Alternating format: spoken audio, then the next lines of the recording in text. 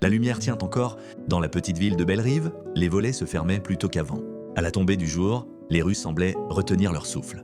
Les habitants marchaient vite, clés serrées entre les doigts, regards baissés. Ce n'était pas la guerre, ni le chaos, mais un malaise diffus, une peur sans visage qui s'était installée dans les cœurs. Claire, infirmière de nuit, connaissait bien ce sentiment. Chaque soir, en quittant l'hôpital, elle appelait sa sœur juste pour entendre une voix familière jusqu'à sa porte. Elle ne croyait plus aux discours rassurants qu'elle entendait à la télévision. Les promesses du gouvernement glissaient d'un sur elle comme la pluie sur le bitume, présentes, mais sans effet.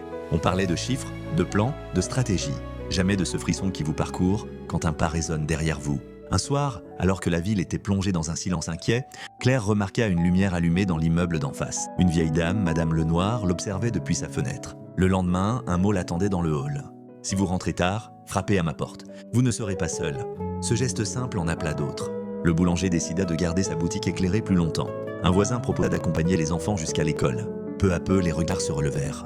On recommença à se saluer, à se connaître. L'insécurité n'avait pas disparu et le gouvernement restait lointain, parfois sourd, mais quelque chose avait changé. La peur n'était plus affrontée en solitaire. Bellerive n'était pas devenue un paradis. Pourtant, dans les rues, encore imparfaites, une chaleur nouvelle circulait. Les habitants avaient compris qu'en attendant tout d'en haut, ils s'étaient oubliés eux-mêmes. Morale, quand ceux qui gouvernent échouent à protéger les cœurs, il reste une force que rien ne peut confisquer, la solidarité. Et parfois, l'espoir ne naît pas d'une loi ou d'un discours, mais d'une main tendue dans la nuit.